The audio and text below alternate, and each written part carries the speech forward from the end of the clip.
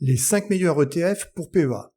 Bonjour les amis, comme promis dans ma vidéo d'initiation à la bourse pour débutants, vidéo que vous trouverez dans la playlist bourse de ma chaîne YouTube, je vous présente aujourd'hui ce que je considère comme les 5 meilleurs ETF pour PEA. ETF est l'abréviation de Exchange Trading Funds. J'ai la communauté la plus sympa parce que à chaque fois que je parle en anglais, je n'ai eu encore aucun commentaire négatif sur mon accent. Donc merci d'être si tolérant. Donc je reprends. ETF, donc, qui signifie fonds négociable en bourse, c'est un produit financier que l'on peut vendre ou acheter en bourse, qui réplique l'évolution d'un indice boursier ou d'un secteur de l'économie. Dans ma sélection, vous trouverez un ETF sur le MSCI World, qui est un indice mondial, donc en achetant une part de cet ETF, vous investissez sur un grand nombre d'entreprises dans un grand nombre de pays différents. Cet ETF est donc très intéressant pour ceux qui veulent diversifier leur investissement au maximum. À chaque fois dans mon tableau, je vous ai mis le code ISIN, qui sera la façon la plus simple de retrouver cet ETF quand vous êtes connecté à votre compte bourse ou PEA. Tous ces ETF sont très connus, normalement vous devriez les trouver facilement sur n'importe quel compte bourse, et vous pouvez également les acheter sur un PEA. Je rappelle que toutes les actions ou les ETF ne sont pas compatibles PEA. Ici, je vous ai fait une sélection d'ETF qui peuvent être logés dans un PEA. Je vous ai mis également l'émetteur, le prix d'un ETF, prix qui bien sûr varie de jour en jour. Ce sera donc le prix approximatif au moment où vous verrez cette vidéo. Vous voyez que le premier ETF a quand même un désavantage, c'est que le prix d'une part est assez élevé, de l'ordre de 500 €. Donc il est destiné à ceux qui veulent investir des quantités conséquentes. En particulier, si on fait un DCA mensuel sur cet ETF, ça va faire de l'ordre de 6 000 € par an. Je vous ai indiqué les frais de gestion, qui sont ici compris entre 0,15 à 0,38%. Ces frais de gestion sont des frais annuels. Donc, quand vous investissez sur ces ETF, en déduisant les frais de gestion, vous n'aurez pas tout à fait la performance de l'indice. Vous aurez en gros la performance de l'indice, moins ça, et également moins les frais d'achat ou de vente liés à votre compte bourse. De plus, je rappelle que la plupart des ETF essaient de répliquer l'indice, c'est-à-dire que leur valeur va normalement être très proche de l'indice. Cependant, il peut y avoir un léger décalage. Je vous ai mis la taille du fonds d'ETF. Ça a quand même une importance. Plus la taille de fonds est importante, plus l'ETF va être liquide. C'est-à-dire, plus il sera facile de l'acheter ou de le revendre au moment où vous le souhaitez. Pour le deuxième ETF, vous voyez que la taille de fonds est très faible, mais pas d'inquiétude, c'est un ETF qui vient de sortir, et à l'avenir, la taille de fonds devrait énormément grossir, donc il sera très facile de l'acheter ou de le revendre aisément.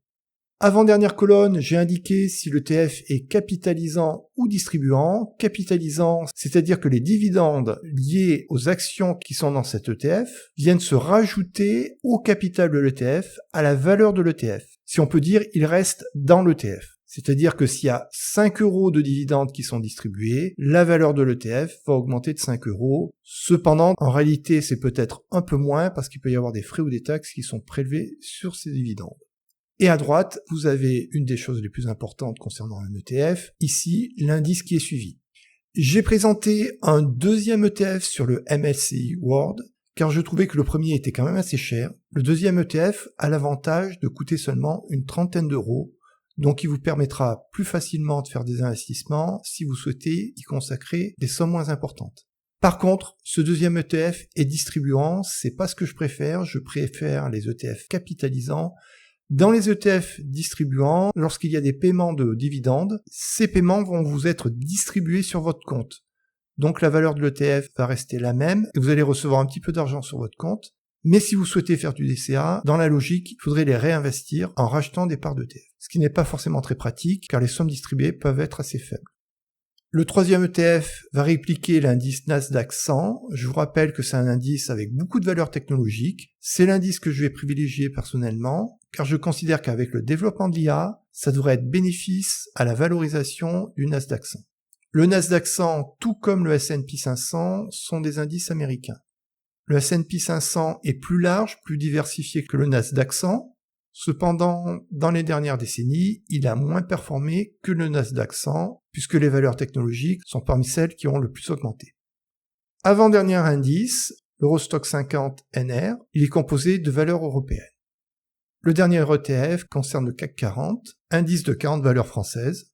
Je vous avais parlé d'une sélection de 5 ETF, je vous rassure, même si j'ai arrêté d'enseigner les maths depuis longtemps, je sais encore compter jusqu'à 5, mais comme le premier ETF avait une valeur de part élevée, j'ai mis 2 ETF sur l'indice MSCI World, comme ça vous pourrez choisir celui qui correspond avec votre objectif de montant à investir mensuellement.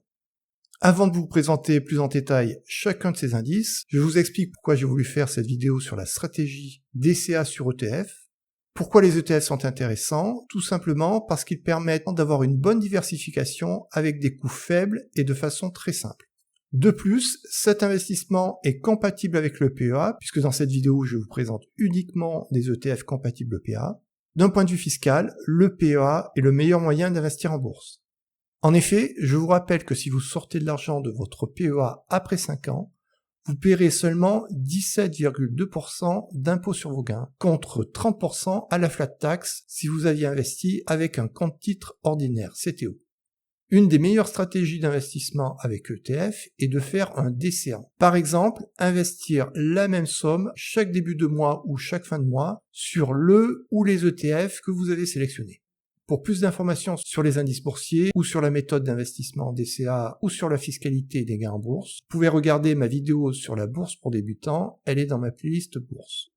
Et maintenant, je vous présente en détail chaque ETF. Premier ETF, l'Amundi MSCI World Euro C. Alors pourquoi Euro C? On verra plus loin que le deuxième ETF du tableau est l'Euro D. Vous avez son code ISIN ici. C'est un ETF capitalisant, c'est-à-dire que la distribution des dividendes vont augmenter la valeur de la part de l'ETF. Sa dernière valorisation est de près de 500 €. C'est un ETF qui a eu de bonnes performances jusqu'ici, puisqu'il fait 10,56% depuis le début de l'année. Quand vous investissez sur un ETF, c'est important de regarder sa composition. Vous voyez que même si c'est le MSCI World, attention, il reste cependant très centré sur le marché américain.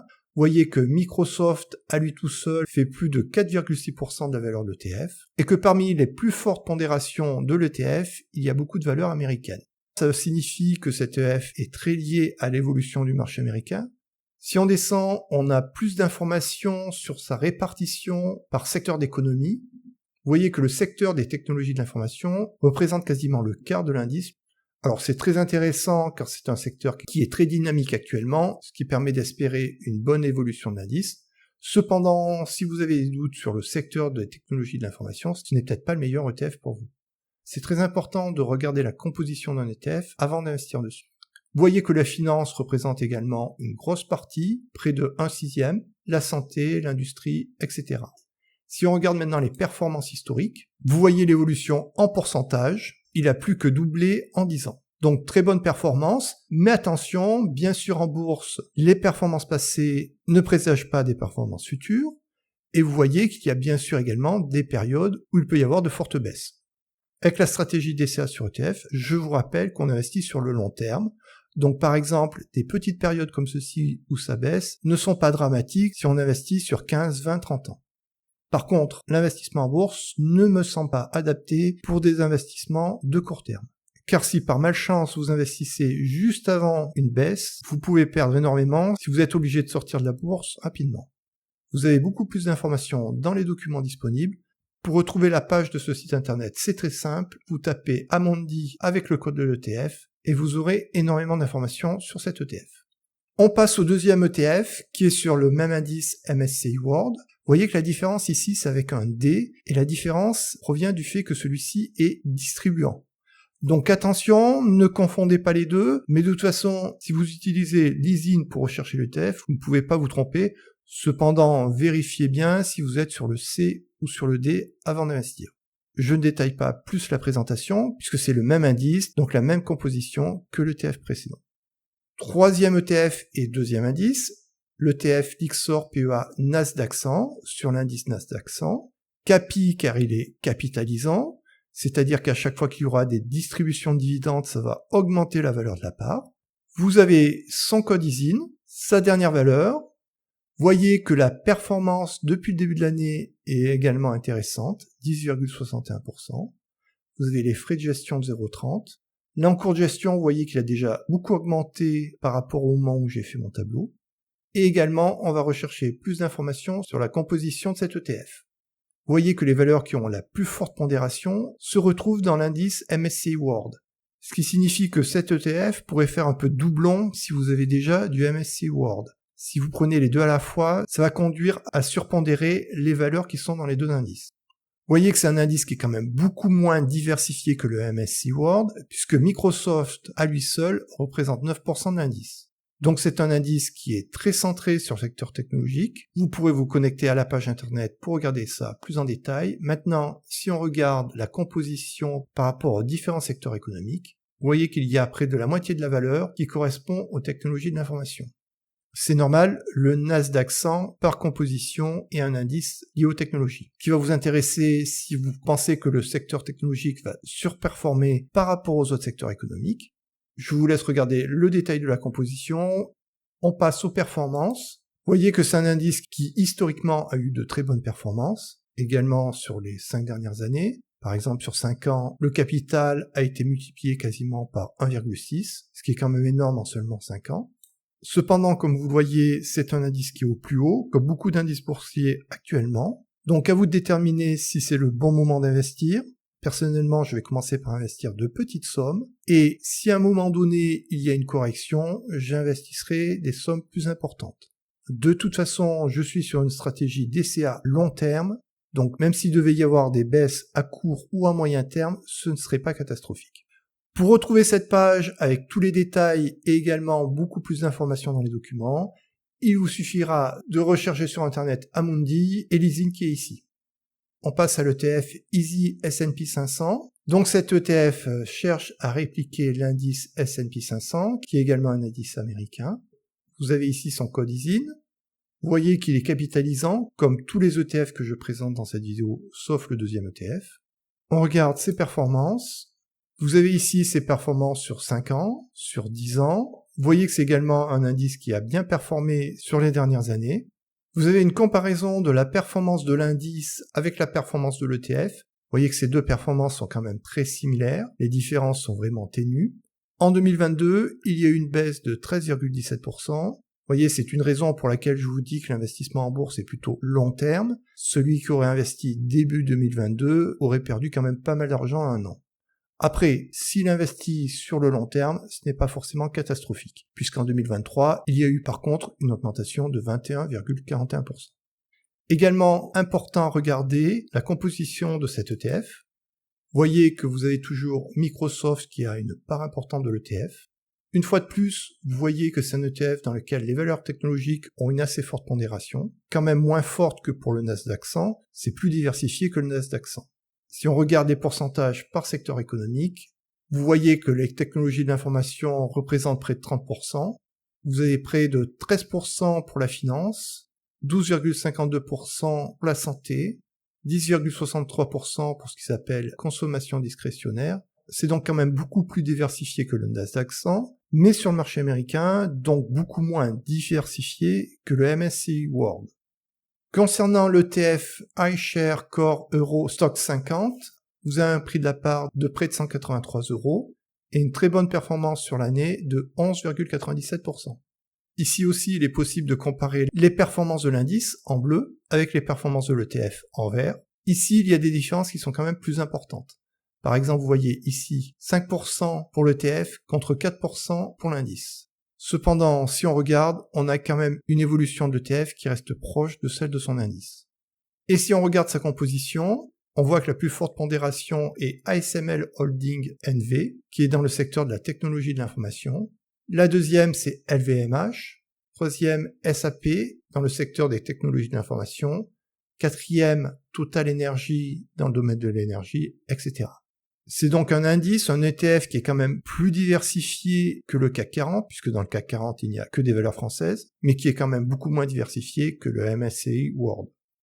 On passe au dernier ETF, qui cherche à répliquer l'évolution du CAC 40. C'est l'ETF Amundi CAC 40, qui est encore un ETF capitalisant. Vous avez ici son code ISIN, si vous voulez le rechercher sur votre PEA ou sur votre compte bourse. Les frais de gestion qui sont moins importants. La valeur d'une part qui est actuellement autour de 38 €. Et vous voyez que la performance autour de 8% est plus réduite que sur le S&P 500 ou le Nasdaq 100. Et ça a été vrai historiquement sur de longues périodes. Le CAC 40 sous-performe la plupart des indices américains. Si on regarde sa composition, vous voyez que LVMH représente une part importante, autour de 11% de l'indice, et donc autour de 11% de l'ETF. Ensuite, autre valeur importante, Total Energy, près de 9%, Schneider Electric, un peu plus de 6%, L'Oréal, Sanofi, Air Liquide et Airbus, autour de 5%, etc. Concernant les performances, on voit que la valeur de l'ETF en orange colle à la valeur de l'indice. On arrive à peine à distinguer la différence entre les deux, même sur le long terme.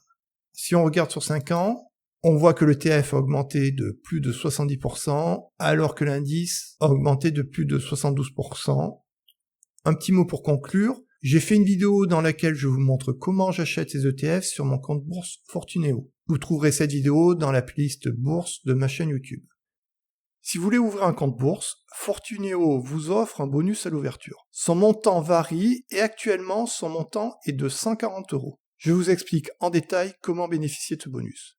Vous obtiendrez ce bonus pour une première ouverture d'un compte bourse, que ce soit un CTO, un PEA ou un PEA-PME, et vous aurez également le bonus si vous transférez un compte existant chez Fortuneo. S'il s'agit d'une ouverture de compte, vous devez effectuer un versement initial de minimum 1 000 €. S'il s'agit d'un transfert, il n'y a pas de versement minimum. Pour obtenir ce bonus, vous devez utiliser mon lien de parrainage et indiquer mon code parrain lors de la souscription du compte. Je mets le lien et mon code parrain en commentaire de cette vidéo. Merci d'utiliser mon code parrain, je recevrai également un bonus qui me permet de financer ma chaîne YouTube. Fortuneo offre presque toujours un bonus à l'ouverture, mais le bonus de 140 € ne sera obtenu que si vous ouvrez votre compte et que vous finalisez votre dossier avant le 30 avril 2024. Après cette date, le bonus sera sans doute moins élevé. Donc si vous voulez bénéficier de ce bonus, ne tardez pas, si vous mettez 1 000 €, ça correspond à un gain immédiat de 14%, ce qui vous permet de démarrer en bourse dans de très bonnes conditions. De plus, si vous voulez ouvrir un PEA, vous avez intérêt à l'ouvrir le plus tôt possible, car plus tôt vous l'ouvrez, plus vite vous pourrez bénéficier de la fiscalité avantageuse du PEA après 5 ans. Pour pouvoir bénéficier de cette offre, vous ne devez pas détenir ou avoir détenu de compte chez Fortuneo auparavant. De plus, vous ne devrez pas clôturer votre compte bourse ouvert dans le cadre de l'offre dans un délai d'1 an. Sinon, Fortuneo se donne le droit de récupérer le bonus donné. J'ai prévu de faire des vidéos régulières vous montrant les résultats de mes investissements en bourse avec la stratégie DCA sur indice. Donc, si vous débutez en bourse, abonnez-vous à ma chaîne, vous aurez toutes les infos pour bien débuter. Et si vous avez des questions, n'hésitez pas à me les poser en commentaire. Dites-moi également en commentaire quel type de vidéo sur la bourse pourrait vous intéresser. Et à mardi prochain pour une nouvelle vidéo.